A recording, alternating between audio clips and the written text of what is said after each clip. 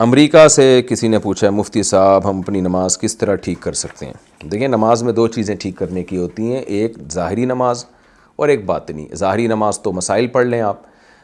تسہیل بہشتی زیور مولانا اشرف علی تھانوی رحمۃ اللہ علیہ کی کتاب ہے جس کو بڑی مقبولیت ملی ہے، اس میں نماز کا پراپر طریقہ لکھا ہوا ہے، سجدہ سہو کے مسائل لکھے ہوئے ہیں۔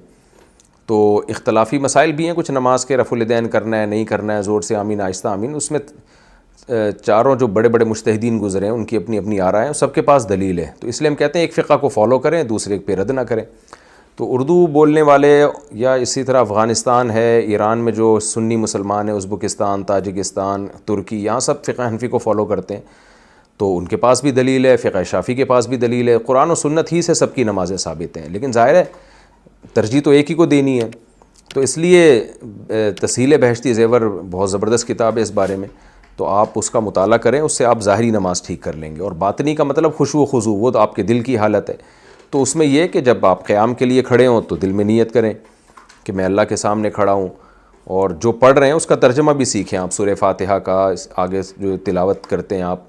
میرے جو تفسیر کے لیکچر ہیں اس میں سورہ فاتحہ اور 30ویں پارے کی بہت ڈیٹیل سے تفسیر اور ترجمہ ہے، وہ سن لیں آپ، میرے جو چینل ہے مفتی طارق مسعود اسپیچز، اس پہ، اس سے انشاءاللہ آپ کو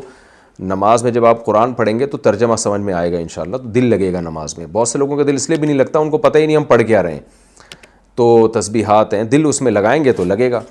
تو یہ دو پہلو ہیں نماز کے جس سے نماز ٹھیک ہو سکتی ہے۔